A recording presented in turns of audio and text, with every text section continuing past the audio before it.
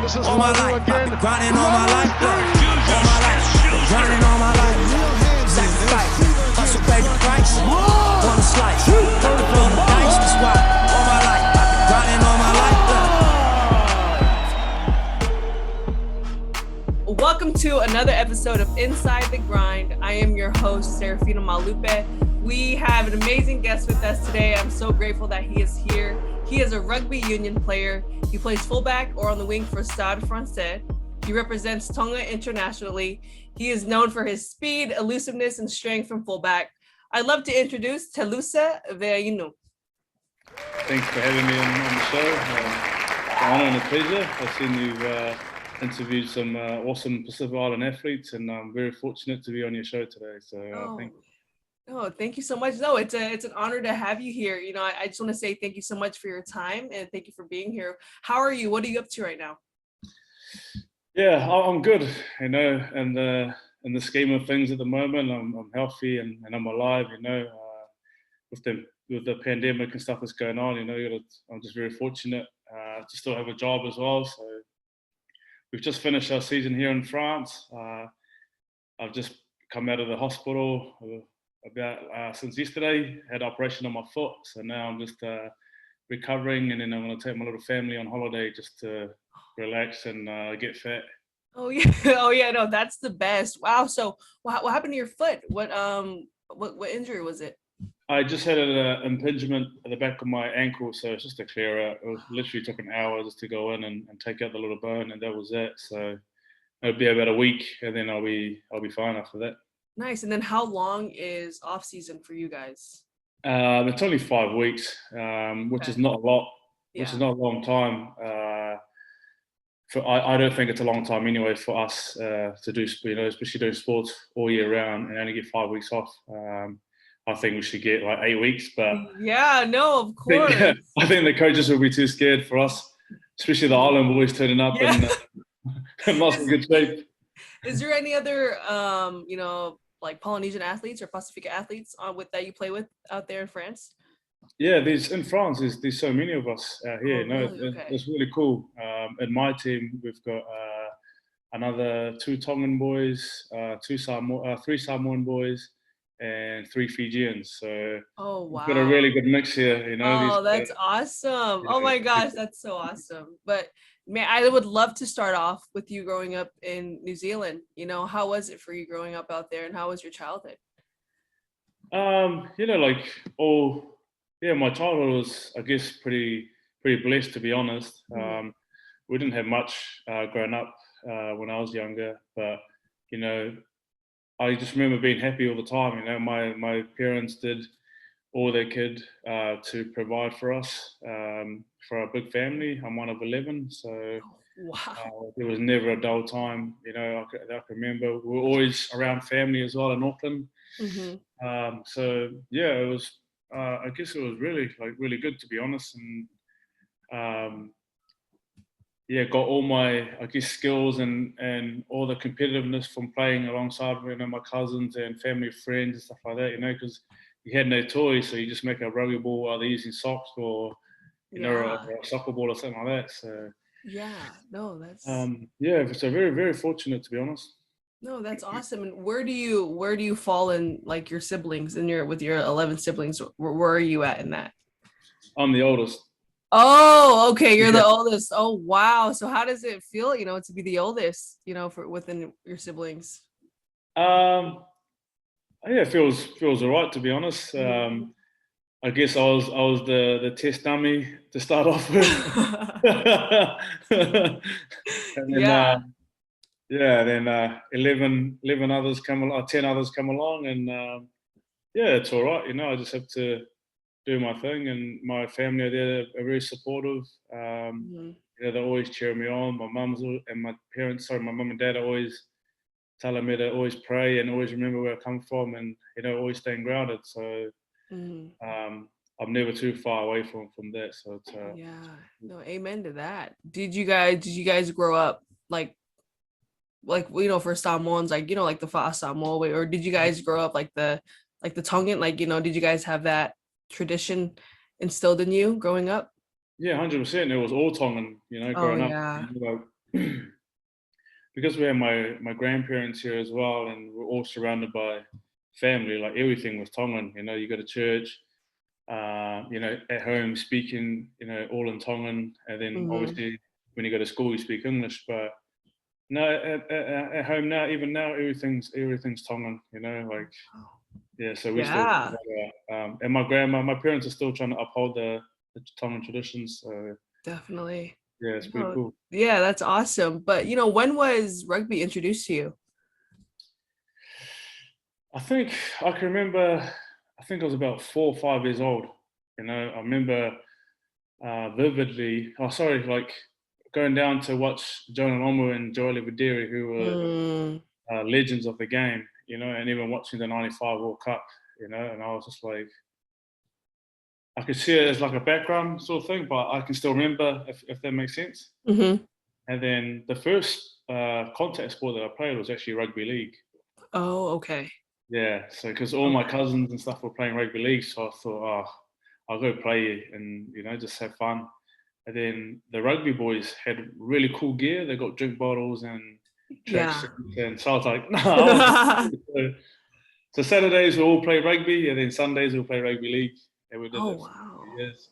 Yeah. Yeah, and like, when was it for you when you knew or felt that you could take rugby, you know, play as a career for you? I think it wasn't until I was about 17 or 18, obviously making a few the New Zealand teams, and then I was like, you know what, like this is pretty cool, and actually getting like paid as well. You know, that was the first like, okay, sweet, like I could actually do this for a living, and then from then on, I've been very fortunate with my rugby career to get to where I am now. Yeah, and you know, what were some challenges that you faced just throughout your career? I think for me it was adjusting to the professional mentality or the mindset. When you're living at home, you know, there's no such thing as you know, it's hard to be professional when you know you can't eat the right foods. You know, having the right foods, you know, there'll be like corned beef or like really, you know, do you know what I mean? So it's very hard to do those things. So I think that was the tough thing. Little things like goal setting. You know, like us Islanders, we just play for fun, you know. And then, so when you go into professional, you got to try and think of things like goals. There was also pressure. You know, dealing with the mental side of it was probably the biggest learning for me as a kid coming through was, you know, putting up with the pressures of being in a professional environment. And you know, I mean, you hit it on the head, like in terms of like mental health, you know. And my recent interview I had with Carl Tuinukuafe, are you familiar? Yeah, no, and he, you know, he talked about mental health, you know, just through those times though, you know, what helped you get through that pressure? You know, how did you ground yourself and not let the pressure get to you?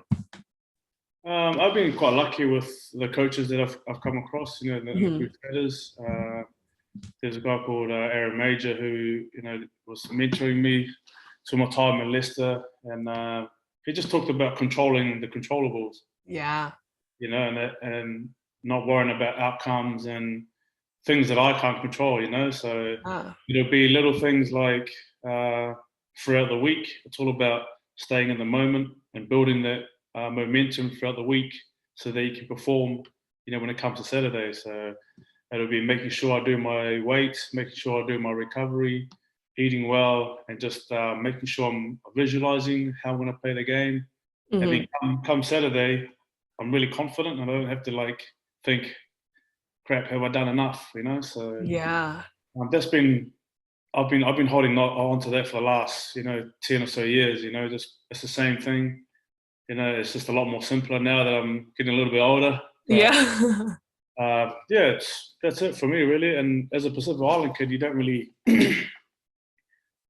come across that. You know, it's always it's more like faith, or you need to harden up, or you know, this is the Tongan way. You need to do this, or you need to. But really, I think with our people, we need to realize like there's more to it than just you know.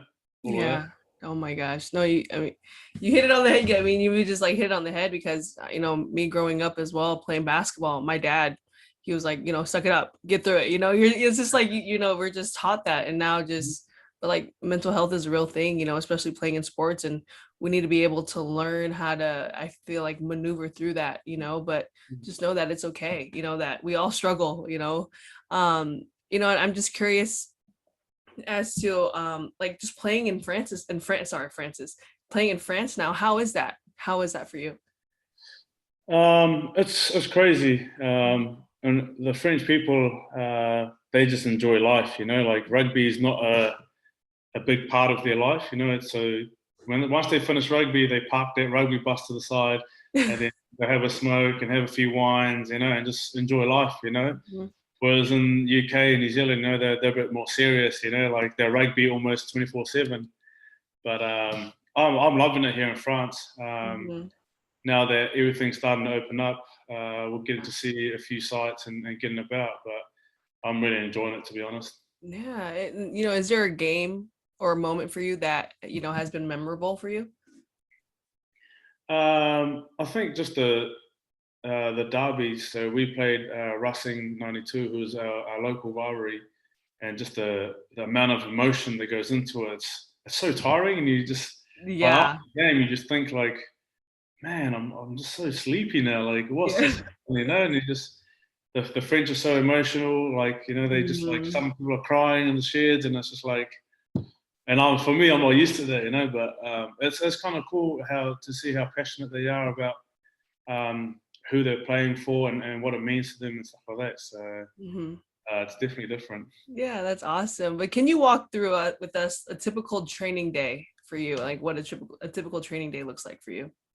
So if we play on a Saturday, we have Sunday off, and then Okay. Monday will be like a recovery review kind of day. So obviously things like massage, ice baths, stretching, Hmm. and then some weights.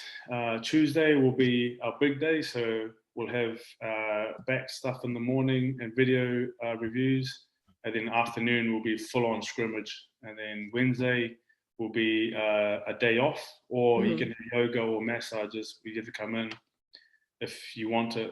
The service is there for you to use it.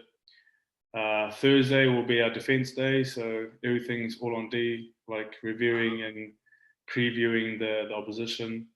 Hmm. Friday is the lightest day. We have our captain's run, and then Saturday is you go outside and put it all into practice. Smash Yeah. each other. Gosh, I'm curious, like, because rugby is a lot of running, I mean, like, how is the conditioning, how is I mean, do you enjoy like the conditioning part of it? I don't think anyone enjoys the conditioning. Yeah. Like as for me personally, anyway, I love playing the game, but Yeah. obviously you need to do the work, especially during pre-season and stuff, Mhm. so you can feel good in the game. But I don't enjoy it at the time, but I know that I need to do it, so I just get on with it and just put your head down and run. To be honest, Yeah, I can't know. do anything about it. So yeah. Yeah, but as I mentioned, like you are known for your speed, and your strength. Where do you think you get that from? Is this something that you are intentional about when you practice, and when you work out, or is it just, would you say it's just a natural thing? I think when your mum's about to give you a hiding and stuff like that, and you're trying to run around the house, or your cousin's chasing you for like stealing his gears or wearing his clothes. I think that's where it comes from, to be honest. um, That is funny. yeah, I don't really like, with most of this stuff, like the thing about the islands is we're so instinctive and we like to copy like idols, and we like to emulate it, and then we just add in our own little flavor to it. So when I Yeah. do train and stuff, I do a little bit of it, but not too much. Mhm. I'm more focused, especially now to this side of my career, is more just getting my body right and Yeah. looking after it, doing all the basics like recovery just to maintain. Whereas when I was younger, it was just all about like being fearless and go out there and just Hmm. once you cross the white line, it's like, okay, I don't fear anyone in front of me. Like I could step you, whatever. That's the sort of mindset. Whereas now it's like, okay, I'm probably not as fast, or so it's just different. Yeah. And like because I mean that was such a great answer. And when was it for you when you're like, okay, I need to switch up how I'm approaching the game because I'm getting older. My body isn't, able to do what it used to do. Like, how old were you when you think, you like truly realize that? I think when I was about 27 or 28, Mm-hmm. because I started getting massive injuries. I had a Liz Frank on my left foot, and I couldn't walk or run for 8 months. So they literally took me out, not my confidence and stuff like that. But coming from that, there was my body was overcompensating for walking on one leg on my right foot, so I had like lower back problems and hamstrings and stuff. So that's when I quickly said, you know what, like I need to look after myself and my body to prolong this career. So that then was probably the flick of the switch in my head, really. So it's quite scary, but it's got to happen at some point. Mm-hmm. No, definitely. And I would love for you to touch on you representing Tonga, in 2015 and 2019. How was it being able to represent, that your country, who you are? Yes, for me, it's quite. I feel quite emotional talking about it. 2015, when I was playing in Melbourne, I had no contract and stuff afterwards. So I was like, man, I'm gonna have to go back and like do some cleaning job or whatever, and then obviously Tonga threw the lifeline to come with them on the PNC trip. Didn't think I was going to play any games, and I ended up playing all 4 games in the Pacific Nations Cup, and it was Rugby World Cup year that year. Mm-hmm. But talking about my first playing for Tonga, it just felt like it was meant to be, When I went back to Tonga and trained and stuff like that, to hear guys like Nili Latu and Hare Tipole talk about what it means to play for Tonga and the rivalries of Tonga and Fiji and Samoa and all those stories, it's just like when I sit there and listen, like it's like, man, this is where I'm meant to be. Like, this is the motherland. Like, this is my calling, and to see our people as well, So I literally felt like I was at home. Like, obviously Tonga is home, but felt fully connected to the land and to the people. And so when I did play for Tonga, like, it was such an awesome feeling, and I always get that buzz. When I'm with the Tongan team, it's all about being spiritual and connecting together as a group and knowing where we've come from, and we always use that to motivate ourselves when we're playing our games. So playing for Tonga is very, very special for me anyway. Yeah, no. And then how did your parents respond to that? React to that when they heard? Yeah, I think that they were very happy. I played for New Zealand, and they were like, "Oh, yeah, that's pretty cool." But then when I played for Tonga, it wasn't just my family, immediate family, but it was like the villages as well. Yeah. They were claiming you, like, my dad's village and my mom's village, and then it was like, I remember when I went back, they had a car and stuff painted with like number 11, number 14 with my name on it and stuff like that, and it was awesome. It was so cool. Like, so from that day on, I just knew that this was meant to be for me to play for Tonga. Yeah. 2015 World Cup, like, I had so much fun. Like, I was just out to like express myself as a top player because I was so proud of who I am. Yeah, and speaking of villages, what villages are your parents from? So my dad is from Hihifo, from Matahau. Okay. And my mom is from Longolongo or Niua. Okay. Oh, wow. Have you been there? Have you visited? I've been to both villages, but one of the villages where mom's from is quite remote, so I haven't gone there yet. It's one of the small islands, but yeah, I've been back to Tonga because I lived there for 2 years when I was younger. Okay. So. No, that's awesome. Oh my gosh. And do you have a pregame routine that you do before each game, or a pregame ritual? Just listening to music. Like, obviously there's a few island boys here and so one of them is Tolu Latu, and he always sends me his SoundCloud remixes. Nice. Yeah, we're just listening to some songs. That's pretty much it, really. Listen to songs, sleep, try and eat healthy. Yeah, no, of course. Healthy for the game. and then just a quick prayer, read a little Bible passage, and then we go out and play really. And then afterwards, try and see if anything's open and have a feed together, or try and find some KFC, and then do it all again the following week. Well, KFC is really good, by the way. I love KFC. The coach always gives us a smoke when we're eating that stuff. Like, does the team have like a nutrition plan for you guys? Yeah. Yeah, like so they were quite lucky, you know, the Paris team, we have like everything is there for us. Yeah, that's the resources here is unbelievable. You know, they've got doctors, obviously, like physios, masseuses, nutritionists, so they're there if you need it. You know, like if they see that I'm having an early Christmas, then they'll come and tell you to, you know, like pack it in, or, you know, stop eating the bread, because the bread over here is so good. Oh yeah, heck yeah. So yeah, there's a nutritionist there that's there to guide us. So, but when you get to this stage, a later stage of your career, you sort of know what you need to do, and you know, if you feel a bit crap, then you know that you need to ease up on the creme brulee. So.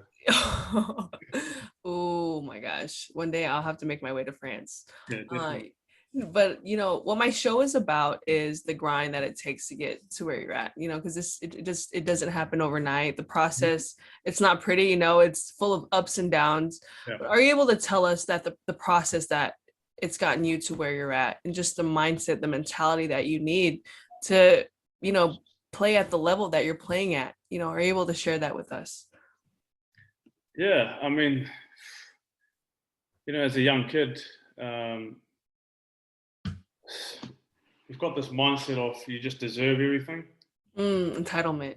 Yeah, that's the word, entitlement. So I guess when I was like 19, 20, I just thought like, yeah, I'm fit, I'm fast, like give it to me. Like I deserve the start. But really, I should have like honed my craft, you know, like really worked hard at it, because I was just raw talent and I was fearless and I had nothing to worry about. And it took me probably 2 to 3 years to be humbled, you know, to get picked by these teams but not play, because I never played. I got picked by the Highlanders, Crusaders, and the Melbourne Rebels, but hardly played any games, you know, and I was doing all this training and I was proving myself, and I just thought everyone was against me. You know, so 2015, playing for Tonga was the point of changing mindset. So it was like, you know what, you need to be grateful. And then that's where the controller will sort of come in. You know, so for me, it was about, okay, I want to sit down and write the goals like I talked about. What do I need to do? And I said, I want to be the best player in the 2015 World Cup. And then I wrote down what I needed to do to get there. So in rugby, I separated into the 6 pillars. We talk about the tactical side of rugby, the technical side, nutrition, physical, mental, and holistic and spiritual. You know, so I set my goals up to those things, and then I just tried to base that, and then I really worked hard. I knew where I wanted to get to, and I just worked hard for that 2 or 3 months to try and make the World Cup team. Wow. And then from then on, I'd done the World Cup, and I went back to New Zealand, and I didn't have anything on the line after the World Cup. And I felt I played well, so I went home and I was like, oh, probably need to look for a job. Flew in to New Zealand on the Monday. I got back on the flight on a Friday back to Leicester in the UK. And that's where everything sort of, I guess, blossomed for me in my rugby career. You know, I really stuck to my process instead of like, in terms of being grateful, you know, like I wasn't like, I need to work hard to deserve these chances and try and keep that, instead of just wanting it all the time and feeling like you're entitled to all those things. But yeah, no one has a monopoly on those things, you know. You just got to work hard on it and trust it, you know, and it gives you a sense of purpose and a direction to, you know, when you have those goals and stuff written down. So yeah, I've got to say it was tough, and it's hard to do it on your own. You know, when you got your family and friends believing in you and pushing in you, that's a big motivation factor for me, having good friends that's going to say, like, we believe in you, just to give you that spark, really pushes you and gives you the drive.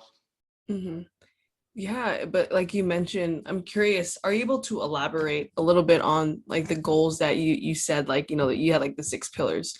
What would a goal mentally be for you? It's so intriguing. I'm so intrigued, and I would definitely, I'm curious. Yeah.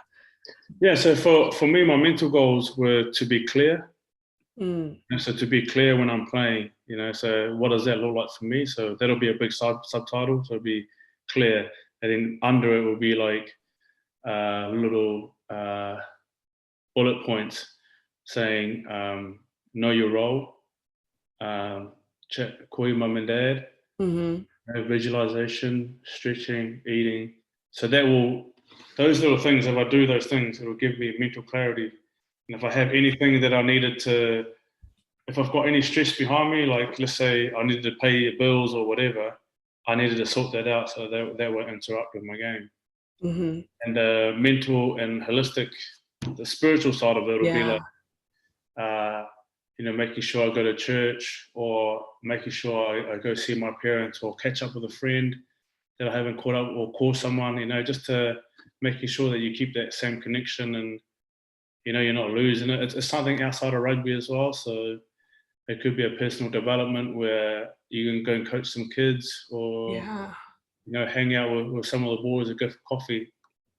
And for the physical, I think that's quite self-explanatory. It'll be like weight, or making sure my body weight, that I'm slim and I'm in the best physical peak that I can be.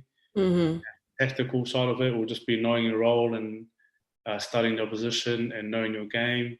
And the technical things will be like so say if it's like shooting basketball, it'll be like making sure you're following through. You know what I mean? Yeah. So the technical thing is just refining your skill and making sure that it becomes a muscle memory. Yeah, no, thank you for sharing that. I think that's so awesome, and I feel goal setting is so important, because like there has to be a purpose as to why you're doing it, why you're doing everything that you're doing. And what you mentioned, you said that, you're at an age, you were like, you felt entitlement, but then, like life kind of smacked you in the face, and you're like, oh, I need to, I need to change my mentality and be grateful. Are you just able to just share with us how just going from that mentality that you had in the beginning to, where you are now, and can you touch on that? Yeah. So, when I was 19, 20 years old, I was away with the New Zealand under-20s team, and we just won the World Championship. And then I came back, picked up a contract with Canterbury straight away. And then, we've won the Ranfurly Shield, we won their competition. So I was on top of the world. I had the world at my feet, and I just thought, you know what, I deserve all of this stuff. Like, just give it to me, Yeah. Obviously, there was just me being really immature and being fresh to the game.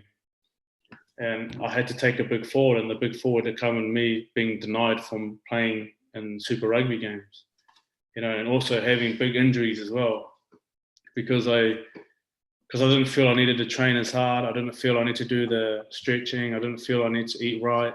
I was still eating like McDonald's for breakfast and then turning up to training and, not performing to my best. So when I got to 2015, like seeing the World Cup, that's when it was like, you know what, like stop blaming everyone for you not playing. Like you need to be in a better mindset, because it's such a hard rut to get out of.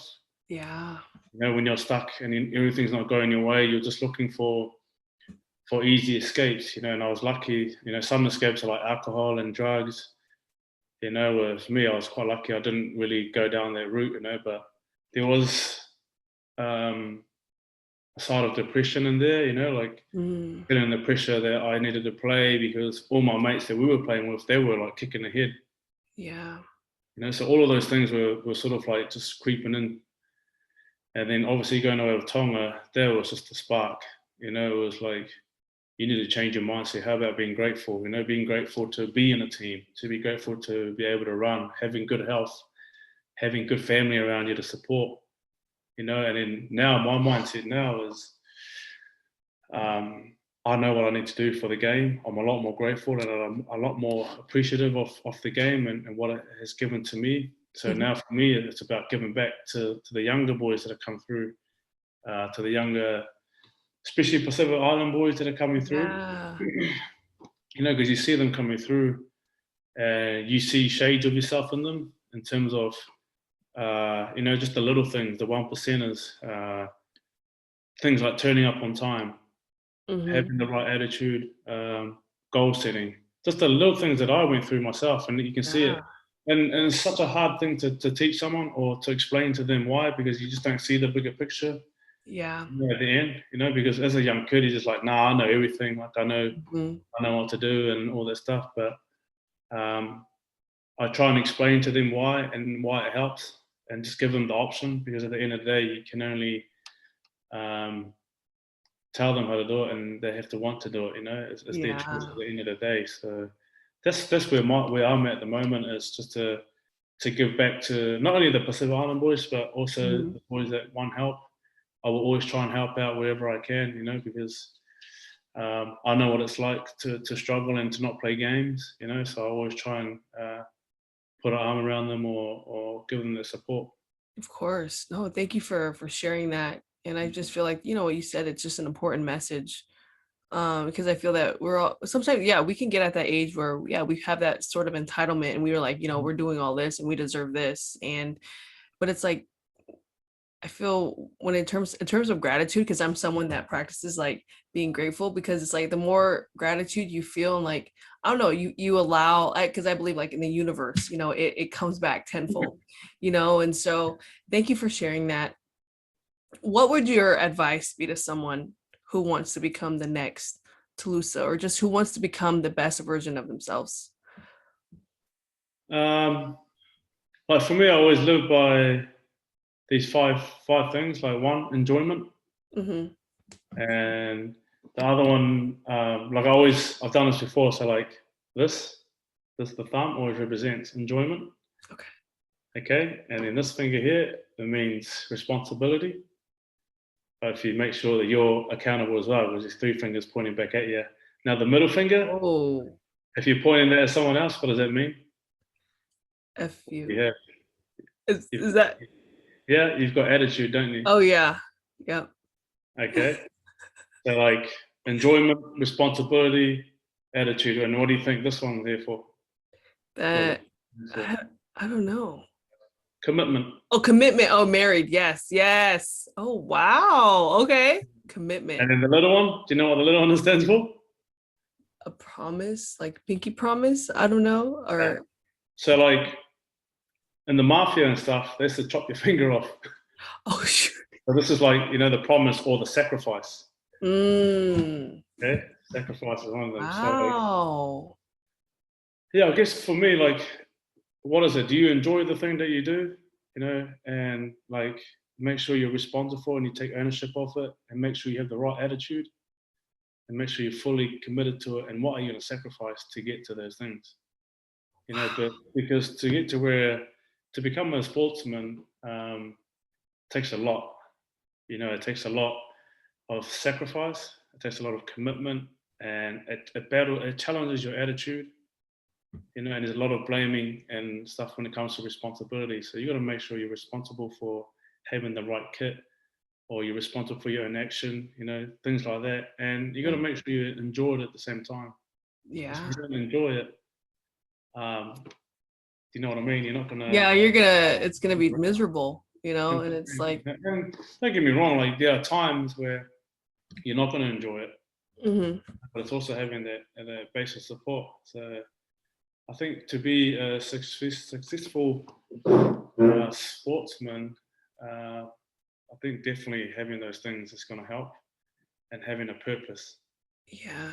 So writing that goal down and then figuring out how to get there. So I'm having that not problem, but I'm talking to my sister about that at the moment, because she's playing for the Chiefs, or playing rugby in New Zealand at the moment. So I'm talking to her about those little things, about especially the mindset side of it, because it's not something that's often tapped into is the mental side of an athlete, because there's so much stuff in there that you can tap into that can unlock a lot of potential in our Pacific people. Oh my gosh, yeah. And especially in New Zealand, we've got one of the highest suicide rates for young PI men. Pacific Island youth. So can you imagine, if someone just, got in touch with us, people talking about mindset and, how powerful that could be for our people, it would be crazy. It's endless, the potential. Yeah. I mean, and then like, what would you like, because one, I didn't know like that stat, that's sad. That's sad. But it's like, what do you think it is that like young PI guys would want to do that? Like, what do you think it is? I think personally, like it's the battle of cultures. Okay, you're talking about, for me as a Tongan, because I grew up, having that pressure, of, okay, I need to provide for my parents. Yeah.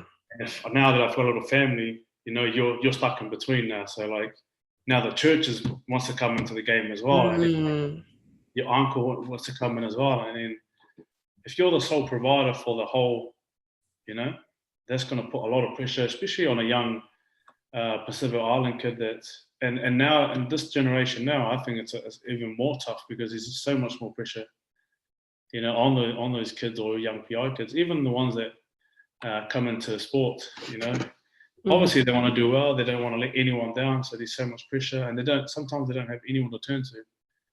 And the result is taking their own lives, which is sad, so maybe it's also education. I always think it's always education and our parents as well. There's a lot of unlearning and learnings that we need to do as a culture or as a Pacific society. Yeah. Being vulnerable and talking about your upbringings, because I can't, my parents brought me up in a way that now to look back is like, that probably wasn't right, but that's all they knew. Do you know what I mean? There's so many things that you need to unlearn. And now that I know that, I'm trying to pass it on to my daughter or to my family, it's talking about, I don't know, because it's hard to give your family advice and it's hard to, to come across It as is. like, if you have anything to talk about, just be vulnerable. Like that's a hard thing to do in our Pacific Island culture, is to be vulnerable. Yeah, everything that you're saying is something that I've talked to so many people about. So, are you familiar? I mean, do you know who Rikishi is? He was a wrestler. One of my favorite wrestlers. Yeah. So I was actually met up with him a couple days ago. And him being older, we talked about mental health and how it's a real thing within our culture, and he even mentioned that, like the fa'asamo way, like our traditions, like the respect, like the things like respect, of course, respecting your elders, are going to talk, but then, like you mentioned though, like unlearning, like there's a lot of unlearning we can do within our culture because some of it can be hard on the kids, like mentally, mental health, that's where mental health comes in. But everything, I'm sorry, going back, but just like everything you said, it's so true. Like it's huge and it's so important. And I think it needs to become like a norm to talk about this, within our culture and, and know that it's okay to be vulnerable and speak up. So everything that you mentioned, I wanted to say thank you. And I really like, it's huge. Like it's huge within like the Pasifika community, to normalize it. Obviously we're cultures, we're warriors. Yeah, we are. Like you can be a warrior in many different ways, but obviously, to save our people and to unlock the potential of our kids and the next generation, that's a side that's untapped to. Oh, you can still be, whasamo and be strong and all of that. Imagine doing it in a different way and that person just, grows tenfold in the way they think, and that'll be such an infectious way to other kids, seeing seeing the idols up there, you want to be there and, and feel like you don't have to put that much pressure on you. Yeah, no, thank you for sharing that. But what are some, do you support any professional teams out here in the US, like the Lakers? Who are your NFL, NBA teams? No, not really, to be honest. I don't really, because I don't really watch much TV. Okay. No. It's only now that my daughter's watching all the Disney channels. Oh, so yeah. I'm starting to watch that stuff, but no, I don't really watch much NFL or because sometimes it's on at in the mornings. Mm-hmm. Oh yeah. Time difference doesn't really help, but I know a few of the boys here, they're really into their NBA and stuff like that. So I wish I could get onto it, but yeah. There's so much stuff going on. So. Of course. No, I just thought I'd ask, but we are in the home stretch of our interview, and I'd love to do some rapid fire questions. If that, so the first thing that comes to mind. Alrighty. The first question is, what is a habit you wish you started earlier? Goal setting. Okay. Second, if you could have dinner with 4 other people, dead or alive, who would those 4 people be? Muhammad Ali. Oh gosh. My grandpa. Who else?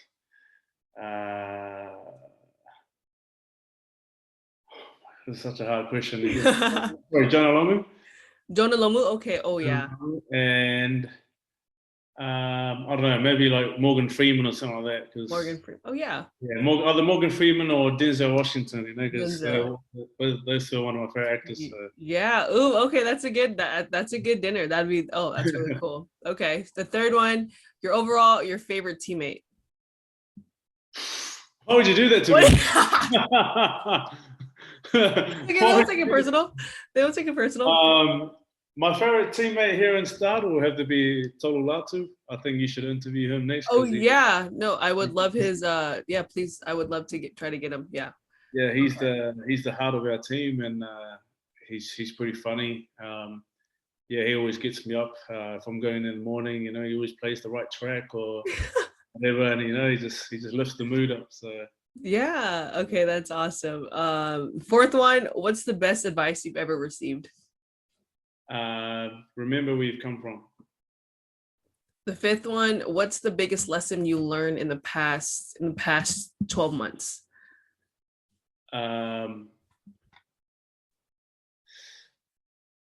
Being grateful and time. Does that make sense? Can you elaborate a little bit on time? The last 12 months have been crap in terms of pandemic wise. Yeah. So obviously, being away from my daughter and stuff with rugby, it made me realize you just never know what could happen. Especially when you see the news and how sad things are.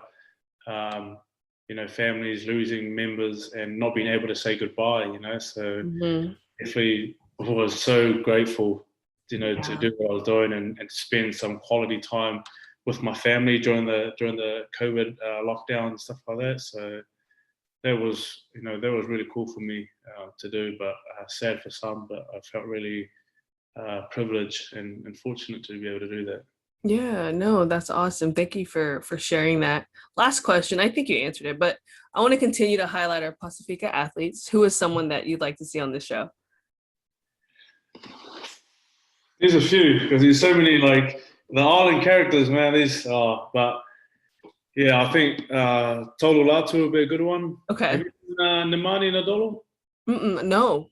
I think Nemani will be a good one. He's got some barbecue and stuff going on. So, oh yeah. Yeah, he'll be a good person to interview. So, okay. Yeah. No, I'll probably need your help to get those guys, if that's okay. I'll try my best. Oh yeah, no, but Telusa, I want to say thank you so much for joining me on my show, sharing your story. I just hope I know your story will inspire, especially, inspire our community, and that's the sole purpose of this show. And I want to say thank you so much for joining me. Thank you very much for having me on the show. I was quite nervous, so I didn't know what was coming on, but thank you for your time, and thank you for having me on there.